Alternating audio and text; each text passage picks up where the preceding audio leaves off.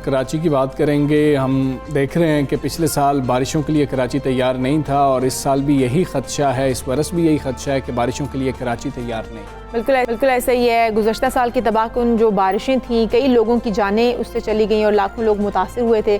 कराची में मानसून के दौरान शहर जो दरिया का मंजर पेश करता रहा, हम पिछले साल की बात कर रहे हैं, फिर शहर कायद में मानसून बारिशों से इस बार भी तबाही का खदशा जो है वो जाहिर किया जा रहा है। लेकिन ऐसे हालात में कंटोनमेंट बोर्ड क्लिफ्टन ने बरसात के मौसम में बरसाती पानी की बर वक्त निकासी और सेवरेज और सफाई के निज़ाम की बेहतरी के लिए सेवरेज लाइनों की मरम्मत और बहाली के काम का आगाज़ इशाल अब तक कर दिया और कई इलाकों में नई लाइनें भी डाली गई। बिल्कुल ऐसा ही है। मानसून के आगाज़ से कुछ टाइम पहले जो है ये काम शुरू कर दिया गया। खैर, इन इलाकों में बारिश के पानी की निकासी में मदद मिलेगी, जबकि मुख्तलिफ इलाकों में तरक्याती काम भी जारी हैं और बरसाती नालों के जो आउटलेट पर 8 रेगुलेटर दरवाजे लगा दिए गए हैं ताकि समंदर के चढ़ने की सूरत में समंदर का जो पानी है वो नालों में वापस ना आ सके, सूरत हाल बेहतर रहे।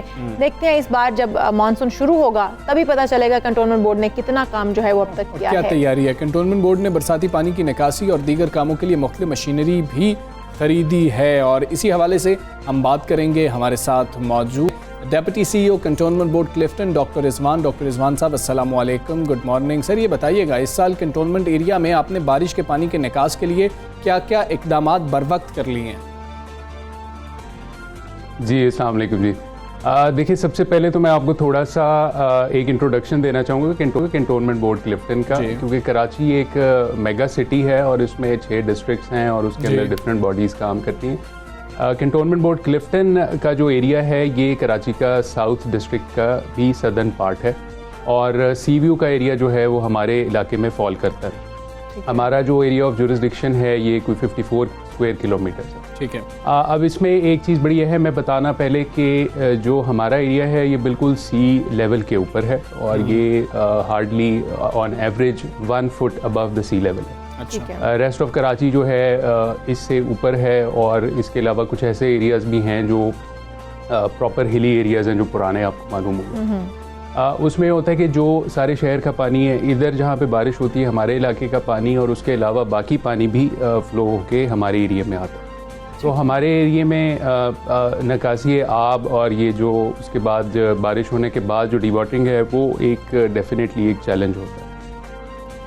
जहाँ तक आपने पूछा इक़दामात के हवाले से मैं आपको बताना चाहूँगा कि क्योंकि पहले मैंने आपको बताया कि जब हम तकरीबन हैं ही सी लेवल के ऊपर तो ग्रेविटी के थ्रू यहाँ पे सीवरेज पंपिंग नहीं होती। इसके लिए यहाँ पे पंपिंग की जाती है, ग्रेविटी के थ्रू खुद फ्लो नहीं होता। पंपिंग का जो निज़ाम है हमने उसको बहुत बेहतर बनाया। उसमें आपको पता है कि जो लास्ट टाइम बारिशें हुई हैं वो थी भी अनप्रेसिडेंटेड, 90 साल का रिकॉर्ड उन बारिशों ने तोड़ा। तो हमारा सारा जो सिस्टम है उसको भी उसने चैलेंज किया ऑब्वियसली, जहाँ पे भी ये क्यों म्यूनिसिपल बॉडीज़ काम कर रही। तो हम लोगों ने एक तो ये किया कि उसकी पंपिंग कैपेसिटी को बहुत बढ़ाया और किसी भी रेन की सूरत में उसके फेलियर से बचने के लिए हमने उसके अंदर anti clogging mud submersible pumps deploy कर दी ऑलरेडी हमने लगा दी। ठीक है। अच्छा डॉक्टर रिजवान साहब, सेकेंडली उन जी निकासी आप और इस हवाले से मैं थोड़ा सा आपको पहले एक ओवरव्यू देना चाहूँ। जी बता दीजिए। हाँ जी, मैं ओवरव्यू देना चाह रहा हूँ आपको। दूसरा ये कि पिछले रेन के स्पेल से लेके अब तक हम लोगों ने जहाँ जहाँ पे सीवरेज लाइंस डैमेज हुई या कोलैप्स कर गई थी वो हम लोगों ने रिप्लेस कर दी और वो बहुत एक्सटेंसिवली हमने टिल दिस डे ये काम किया है। दूसरा ये कि एक ऑनगोइंग काम है जो मानसून तक चलता रहता है, वो ये कि हमने विंचिंग के थ्रू यानी मैकेनिकली अपनी सीवरेज लाइंस को साफ़ किया। थर्डली हम लोगों ने जो स्टॉर्म वाटर ड्रेन्स हैं, अब ये दोनों चीज़ें सेपरेट हैं, सीवरेज लाइंस अलग होती हैं, स्टॉर्म वाटर ड्रेन्स अलग होती हैं। स्टॉर्म वाटर ड्रेन्स की हम लोगों ने मैकेनिकली बहुत ही एक्सटेंसिव डीसिल्टिंग की है और उसमें फिर जो रिहैबिलिटेशन वर्क है उस बारिशों से जो नुकसान हुआ सड़कों को, कर्ब स्टोन्स को या स्ट्रीट लाइट्स को, वो सारे rehabilitation work side by side हम लोगों ने अभी तक किए। ठीक है। अच्छा सर, इन तमाम तर कामों के लिए जितनी मशीनरी मंगवाई गई है, क्या कितनी मतलब आप बता रहे हैं कि एक्वायर की गई है, और फिर दूसरा क्या जितने इकदाम किए गए हैं अब तक वो काफ़ी होंगे? हमें मानसून में फिर दोबारा से उन्हीं मसाइल का सामना तो नहीं होगा? देखिए, इसमें जो सबसे इम्पॉर्टेंट बात ये कि जो बारिश है, जिस तरह 484 मिलीमीटर बारिश हुई थी लास्ट मानसून में कराची में, तो ये एक डिक्लेयर्ड कैलामिटी थी, एक डिज़ास्टर था। आपके इल्म में होगा फर्स्ट वर्ल्ड कंट्रीज़ भी जो हैं, डेवलप्ड कंट्रीज़ हैं, लाइक जैसे जापान है, अर्बन फ्लडिंग का फिनोमेनन जो है वो हर जगह इस वक्त हर कंट्री फेस कर रहा है। और उसकी प्राइमरी वजह ये है कि जो ग्लोबल क्लाइमेटिक चेंजेस हैं, ग्लोबल वार्मिंग के जो इफेक्ट्स हैं वो बड़े ऑब्वियस हो चुके हैं। पहले तो ये सिर्फ एक डिस्कशन के अंदर होता था, अब हमारे सामने, और हम जिस खत्ते में हैं ये वर्स्ट हिट है। तो ये एक चीज़ हमें ज़हन में रखनी पड़ेगी कि ये एक नॉर्मल बारिश के उससे हट के थोड़ा सा एक डिज़ास्टर वाली चीज़। और आपको पता है कि लास्ट टाइम जो कराची की बारिशें थी वो एक डिक्लेयर्ड नेशनल, ये एक डिक्लेयर्ड डिज़ास्टर था, कैलामिटी थी जी। तो उसमें ये कि जो इकदाम अभी हमने किए, हमने इस अपना जो मैकेनिकल रिसोर्स है उसको बहुत ज़्यादा उसकी कैपेसिटी बढ़ाई है, keeping in view our last experience, क्योंकि ये अनप्रेसिडेंटेड था। तो हम लोगों ने ऐसे पंप्स लिए हैं जो जिनकी कैपेसिटी बहुत ज़्यादा, 75 हॉर्स पावर के पंप्स हैं जो जिनकी तादाद 10 है, और वो इस तरह के पंप्स हैं कि वो 2500 गैलन पर मिनट थ्रो करते हैं पानी। तो उसका एक इस्तेमाल तो ये होगा कि जिस वक्त एक दफ़ा पानी आ जाता है तो डी वाटरिंग के अंदर वो हमारी हेल्प करेंगे। दूसरा, जिस तरह आपने पहले खुद थोड़ा सा ब्रीफली मेंशन किया, जो स्टॉर्म वाटर ड्रेन्स के आउटलेट्स हैं सी के ऊपर, उनके ऊपर हम लोगों ने लगाए हैं गेट्स। गेट्स इसलिए लगाए कि सी लेवल पे होने की वजह से हाई टाइड के अंदर के दौरान ये वाला प्रॉब्लम आता था कि पानी स्टॉर्म वाटर ड्रेन्स के अंदर आ जाता था, तो जो हमारे इलाके से जो ड्रेनेज होनी थी आउटलेट्स के ऊपर वो रुक जाती थी। उधर हम लोगों ने गेट्स लगाए हैं जो कि रेगुलेटर का काम करेंगे, और वहाँ गेट को बंद करके वहाँ पे अपने कुछ पंप्स जो हमारे ये जो हैवी वाले पंप्स हैं वो लगा के हम इसको पानी को एक्टिवली वहाँ पे मैकेनिकली थ्रो करेंगे स्टॉर्म वाटर ड्रेन के। ठीक है डॉक्टर रिजवान साहब, ये बता दीजिएगा कि हम अक्सर देखते हैं कि इदारों के दरमियान जो है वो कोऑर्डिनेशन नहीं हो रही होती है। क्या किसी भी मामले को देखते हुए जब हम मानसून के हवाले से प्लानिंग कर रहे हैं, तैयारी कर रहे हैं, मशीनरी हमने मंगवा ली है, निकासी आपके लिए काम किया जा रहा है, कराची मेट्रोपॉलिटन कॉरपोरेशन और कंटोनमेंट बोर्ड में कोऑर्डिनेशन तो है ना, मतलब हम अक्सर देखते हैं कोऑर्डिनेशन के भी मसाइल आते हैं। जी। अच्छा, इसमें थोड़ा सा ये कि अभी आपने कराची मेट्रोपॉलिटन कॉरपोरेशन का नाम लिया, इसमें ये कि एजेंसीज बहुत सारी हैं। ये सिर्फ आपने एक नाम लिया, सीबी कंटोनमेंट बोर्ड्स भी यहाँ पे 6 हैं, उसके अलावा डीएमसीज हैं, केएमसी है, कराची वाटर सीवरेज बोर्ड है, इस तरह इदारे मुख्तलिफ हैं, डिस्ट्रिक्ट मैनेजमेंट अपने तौर पर करती है, ये सारी बहुत सारे इदारे हैं और हम लोग ऑन बोर्ड होते हैं। लास्ट स्पेल में भी ऑन बोर्ड थे, कोऑर्डिनेशन हमारा जो जहाँ रिक्वायर्ड है वो होता है। सेकेंडली, अभी कंटोनमेंट बोर्ड क्लिफ्टन ने ये किया है कि क्योंकि ये डिज़ास्टर है और हम लोग देखें, हम लोग एक प्योरली म्यूनिसिपल बॉडी हैं, लेकिन फिर भी हम लोगों ने अपनी कैपेसिटी को बहुत बढ़ाया और लास्ट रेंज में भी और इंशाल्लाह इन रेंज में भी हम लोग इस पूरे उसको मैनेज करेंगे। तो हमने इस दफ़ा प्रोविंशियल डिज़ास्टर मैनेजमेंट अथॉरिटी को भी लूप में लिया है, उनको भी हमने लिखा है। इसके अलावा मेट ऑफिस से भी हम कोऑर्डिनेशन में हैं। तो डॉक्टर रिजवान साहब, आप नहीं समझते कि काफ़ी लेट जो है वो हमने इकदाम शुरू किए, क्योंकि मानसून जो है वो बिल्कुल शुरू होने वाला है, हमने पूरा साल इंतज़ार किया कि मानसून करीब आएगा फिर इकदाम किए जाएंगे। नहीं, वो तो ये है कि ये अभी देखें प्री मानसून, अब जाहिर है इस वक्त टॉपिक है मीडिया के लिए भी, इसलिए इस पर अब बात होना शुरू हो गई है। लेकिन हम लोग right after the last spell तब से लेके अब तक हम लोगों ने ये काम किया है। और जो आपको पता है प्रोक्योरमेंट होती है गवर्नमेंट एजेंसीज की, वो ओवरनाइट नहीं होती, वो बड़ा एक कम्बरसम प्रोसेस होता है। तो उसमें मैंने आपको ये जो 10 पंप्स बताए तो एक एस्पेक्ट है। उसके अलावा हमारे 40 हॉर्स पावर के पंप्स हैं, वो काफ़ी सारे हम लोगों ने लिए हैं। सबमर्सिबल पंप्स का आपको पहले बता दिया। इसी तरह हम लोगों ने ये किया है कि 16 हॉर्स पावर के हमारे पास 50 से ज़्यादा पंप्स हैं, जो एक रीजनेबल कैपेसिटी है। इसके अलावा 150 हमारे पास दूसरे छोटे पंप्स हैं। तो ये चीज़ें हम लोगों ने पिछले जो 6-8 महीने हैं सितंबर के बाद से थ्रू आउट हम लोगों ने ना सिर्फ रिहेबिलिटेशन वर्क किया, बल्कि अपनी जितनी जो मैकेनिकल रिसोर्स की कैपेसिटी है उसको हम लोगों ने बढ़ाया। ठीक है रिजवान साहब, हम उम्मीद करते हैं कि जिस तरीके से आप कह रहे हैं, जो इकदाम उठाए गए हैं मानसून के, जब मानसून आएगा तो हालात बेहतर ही होंगे, हम भी यही उम्मीद रखते हैं। बहुत शुक्रिया आपका, सवेरे पाकिस्तान का आपका बने और ये जो मसला है कि किसी तरह से हल हो पाए, हम तो यही चाहते हैं। बड़ी अच्छी बात है जिस तरह से वो कह रहे हैं कि जब पिछली बार कुछ मसाइल का सामना आया तो हमें फिर देखा, हमने उसके ऊपर काम किया और अब कुछ हालात इंशाल्लाह बेहतर होंगे। और इस बार भी हम यही उम्मीद करते हैं कि जब मानसून शुरू होगा, बारिशें होंगी, तो हम उसके लिए पहले से प्रिपेयर होंगे। हम कराची जो है वो एक बार फिर से डूबेगा नहीं, हम आगे बढ़ते हैं। और बहुत इंपॉर्टेंट चीज़ है, आने वाली नस्लों को अगर हमने बचाना ना तो पोलियो वायरस को हराना पड़ेगा। और मुल्क भर में 5 रोज़ा इंसदादे पोलियो मुहिम इस वक्त जारी है। पोलियो के खिलाफ मुहिम के दौरान 5 साल तक के 3 करोड़ 30 लाख से ज़ायद बच्चों को ये जो है पोलियो कतरे पिलाए बिल्कुल ऐसा ही है। मुहिम मुल्क भर के 124 अजला में इस वक्त चलाई जा रही है, जिसमें 2,33,000 फ्रंट लाइन हेल्थ वर्कर्स शरीक हैं। इंसदाद पोलियो मुहिम में बलूचिस्तान के 33, खैबर पख्तूनख्वा के 35, पंजाब के 20 और सिंध के 30 अजला जो हैं वो शामिल किए गए हैं। बच्चों को पोलियो के कतरे बहुत ज़रूरी हैं, माजूरी से बचाते हैं, और ये एक बार बच्चों को बीमारी लग जाए तो फिर आप ताउम्र जो है वो पछताते रह जाते हैं। इसका इलाज नहीं है। पोलियो के खिलाफ मुहिम के साथ साथ पोलियो वैक्सीनेशन के हवाले से तवहमात भी ख़त्म करने की हमें ज़रूरत है। बहुत से लोग समझते हैं कि ये वैक्सीन एक ही बार लगवाई जा सकती है, हालांकि इसे बार बार लगवाने में कोई हर्ज नहीं है, जबकि इसके साइड इफ़ेक्ट्स भी बिल्कुल नहीं है। और पोलियो के हिफाजती कतरे पिलवाने इसलिए भी ज़रूरी हैं क्योंकि अगर किसी को पोलियो हो जाए उसका कोई इलाज ही मौजूद नहीं है। इस तमाम तर सूरत हाल के ऊपर भी बात करेंगे, पोलियो के कतरे क्यों पिलाने चाहिए इस पर भी बात करेंगे, और लोगों को हम किस तरीके से, जो लोग अपने बच्चों को पोलियो के कतरे नहीं पिला रहे हैं उनको हम किस तरीके से कह सकते हैं, आमादा कर सकते हैं, उनको रजामंद कर सकते हैं इस बात पर कि अपने बच्चों को पोलियो के कतरे पिलाएं। हमारे साथ मौजूद हैं डॉक्टर समी खान तरीन साहब, टेक्निकल ऑफिसर हैं बलूचिस्तान से, और आसिम कमाल साहब सोशल मीडिया इन्फ्लुएंसर हैं, हमारे साथ मौजूद हैं। डॉक्टर साहब, पहले आपसे बात करेंगे, ये कहिएगा कि हम पोलियो मुहिम जो है उसका आगाज़ तो हो गया है, पोलियो के ख़ात्मे के हवाले से ये मुहिम कितनी इम्पॉर्टेंट है और इस मुहिम के दौरान क्या इक़दाम उठाए जाएंगे, बच्चों को पोलियो के कतरे पिलाए जा रहे होंगे?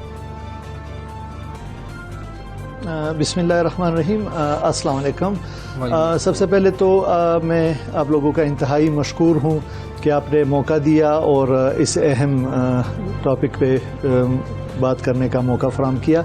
पोलियो मुहिम जैसे आपको पता है कि 7 जून से स्टार्ट हो चुकी है और बलूचिस्तान में तकरीबन 24 लाख बच्चों को का टारगेट रखा गया है।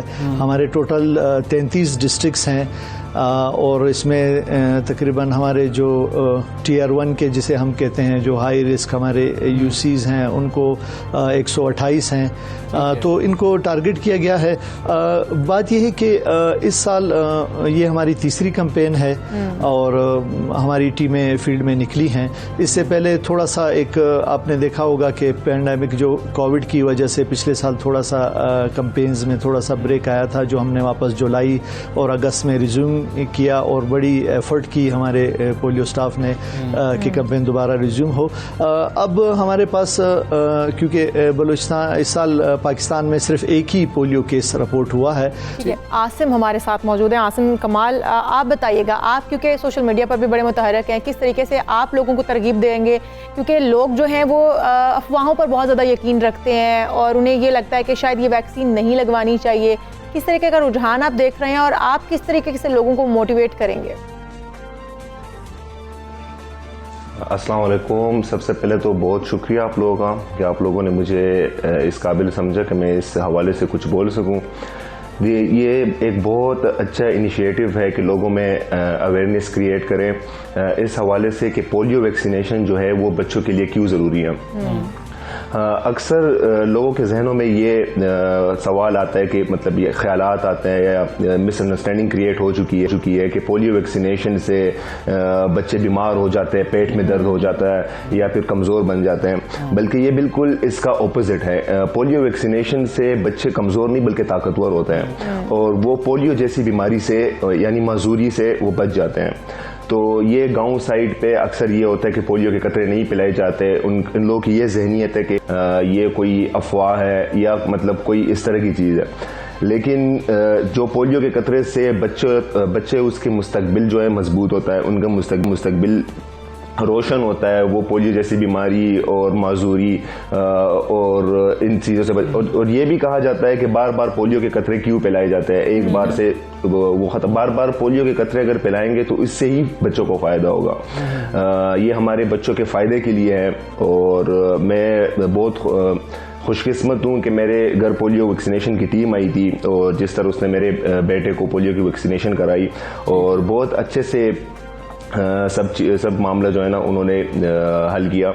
तो आप सब लोगों को भी मेरा यही दरख्वास्त है, एक रिक्वेस्ट है कि आप लोग भी पोलियो की वैक्सीनेशन अपने बच्चों को कराएं और पोलियो की टीम से थोड़ी सी ताउन कराएं। ये हमारे फ़ायदे के लिए, हमारे बच्चों के फ़ायदे के लिए, उनके मुस्तकबिल के फ़ायदे के लिए है। बिल्कुल। तो इससे ही हमारा फ्यूचर, बच्चों का फ्यूचर जो है वो प्रोटेक्ट होगा। Thank you. अच्छा ठीक है, आसिम हमारे साथ ही मौजूद रहें। डॉक्टर समी ने हमें फिर ज्वाइन किया है। डॉक्टर साहब, जिस तरह से आसिम अभी हमें कह रहे हैं कि ये कतरे बार बार पिलाने चाहिए, हम लोग ये समझते हैं कि एक दफ़ा मैंने बच्चे को कतरे पिला तो लिए थे, एक दफ़ा वैक्सीनेशन हो तो गई थी, अब क्या ज़रूरत है, पिछली मुहिम में भी पिलाए थे, इस मुहिम में भी पिलाएं, तो ये ज़रूरी क्यों है? जी बिल्कुल, ये बड़ी अच्छी बात इन्होंने कही। असल में क्योंकि हमारे आपने देखा होगा दुनिया के वही यही दो ममालिक रह गए हैं, पाकिस्तान और अफगानिस्तान, जहाँ पे पोलियो का वायरस अब तक मौजूद है। तो बार बार पिलाने का मकसद ये होता है कि हमें उस एक ख़ास हद तक जो हमारा 95 या 100% जो कवरेज होती है पूरे पाकिस्तान में, वो हमें करनी होगी।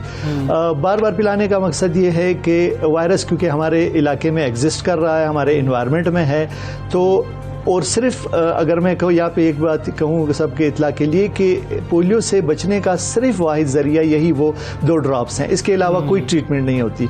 तो इसलिए बहुत इंतहाई ज़रूरी होता है कि जब भी पोलियो कैंपेन हो तो आप अपने बच्चों को पोलियो के कतरे पिलाएं ताकि वो वायरस के इस अटैक से महफूज रह पाएँ। ठीक है। अच्छा डॉक्टर साहब, एक तो ये पोलियो के कतरे हैं, एक दूसरी वैक्सीनेशन है जो इंजेक्शंस की सूरत में बच्चों को लगाई जाती है, पैदाइश से लेकर उनको कुछ सालों तक जो है वो 2 साल 3 साल तक लगाई जाती है, वो कितनी इंपॉर्टेंट है? क्योंकि पेरेंट्स उसमें भी आके ये कहते हैं कि बच्चों को अगर कतरे पिला रहे हैं तो चलें ठीक है, ये ही ठीक है, वो लगवाने की ज़रूरत नहीं है। उसकी इंपॉर्टेंस भी बताइएगा कितनी ज़्यादा है। जी बिल्कुल, जैसे जो हमारा API प्रोग्राम रूटीन इम्यूनाइजेशन का प्रोग्राम है, जो हम 10 बीमारियों के ख़िलाफ़ इंजेक्टेबल और ये पोलियो के ड्रॉप्स होते हैं, तो इसके पोलियो के साथ साथ वो भी इंतहाई ज़रूरी हैं और उनका भी आपने ख़ास ख्याल रखना है। पोलियो में ये है कि ये एक हाउस टू हाउस कैंपेन होती है, मास वैक्सीनेशन होती है, इसमें आपके घर आ जाते हैं, जबकि जो रूटीन इम्यूनाइजेशन है उसमें आपको जो हमारे हेल्थ फैसिलिटी हैं जहाँ पे ये सहूलत मौजूद है वहाँ पे जाना पड़ता है। तो पोलियो के साथ उनकी भी बहुत ज़्यादा इंपॉर्टेंस है। जैसे अगर हम कहें कि जैसे खसरा, मीज़ल है, हेपेटाइटिस है, इस तरह की कई बीमारियां हैं जिनके खिलाफ आपके बच्चे की मुदाफ़त बनती है। और अक्सर हमारा ये मैसेज होता है कि जब आपका बच्चा 1 साल का हो तो कम से कम आप उसकी वैक्सीनेशन कंप्लीट करा लें और उसको 1 ईयर पे वो गिफ्ट दे दें कि उसकी सारी बीमारियों के खिलाफ वैक्सीनेशन हो चुकी है और ये फ्री ऑफ कॉस्ट है, हमारे हेल्थ सेंटर में अवेलेबल। वो भी बहुत ज़रूरी है। आसिम, आप पोलियो मुहिम के हवाले से काम कर रहे हैं, लोगों को आगाह भी कर रहे हैं, हमें कुछ जो शिकायत मौसूल होती हैं हम उसको रिपोर्ट भी करते हैं कि जब टीम्स जाती हैं वहाँ पर, हेल्थ वर्कर्स वहाँ पर जा रहे होते हैं घरों में, तो लोग बदतमीज़ी करते हैं, लोग कहते हैं कि तुम लोग पता नहीं हमारे बच्चों को बीमार करने के लिए आ गए हो, तुम लोग साजिश कर रहे हो। उन लोगों को आप क्या मैसेज देंगे? उन लोगों के लिए मेरा यही मैसेज है कि इनका कोई फ़ायदा नहीं है। अगर कोई आपके घर आ रहा है और आपके बच्चों को पोलियो वैक्सीनेशन या पोलियो ड्रॉप्स पिला रहा है, तो इनमें उनका क्या फ़ायदा कि वो गर्मी में निकले हुए हैं, हर घर जाके घंटी बजा रहे हैं, और मतलब ये तो आपके बच्चों का ही फ़ायदा है। ये जितने भी गलत अफवाहें फैले हुए हैं कि ये मतलब कोई साजिश है या इस तरह कुछ भी कि इससे हमारे बच्चे बीमार हो जाएंगे, इस तरह कोई नहीं। अगर कोई इलीगल होता तो पाकिस्तान में तो सबसे पहले उस पर गवर्नमेंट जो है वो एक्शन लेती। तो मेरा नहीं ख्याल, क्योंकि मैंने जब भी अपने बच्चे को पोलियो के कतरे पिलाए तो मैंने उनको आगे बढ़ते हुए देखा है, उनको बीमारियों से बचते हुए देखा है। तो यही है कि मेरा यही पैगाम है कि काइंडली आप थोड़ा सा कोऑपरेट करें पोलियो की टीम के साथ और उनसे बदतमीज़ी ना करें, और कोई भी वो मतलब इतना टाइम अपना ज़ाया कर रहे, गर्मी में निकल रहे हमारे बच्चों के मुस्तकबिल के लिए कि वो पोलियो जैसी बीमारी से बच सके, वो माजूरी से बच सकें, उनको फ्यूचर में कोई बीमारी ना हो। तो काइंडली मेरा आप लोगों से रिक्वेस्ट है कि थोड़ा सा कोऑपरेट करें इन लोगों के साथ, और बहुत फ़ायदा होगा हमारे बच्चों के लिए, उनके फ्यूचर के लिए। बिल्कुल ठीक है आसिम, बहुत शुक्रिया आपका। डॉक्टर समी खान तरीन साहब हमारे साथ मौजूद है। डॉक्टर साहब आपका भी बहुत शुक्रिया। बहुत ज़रूरी है कि आप बच्चों को पोलियो के कतरे पिलाएं, और यकीन करें कि अगर बच्चा पोलियो का शिकार हो जाए तो तमाम ज़िंदगी, वालिदैन की ज़िंदगी भी और उस बच्चे की ज़िंदगी भी दुख के अलावा और उस खलिश के अलावा नहीं गुजरती कि काश हमने पोलियो के कतरे पिला दिए होते। इसके अंदर बिल्कुल भी आप लोगों ने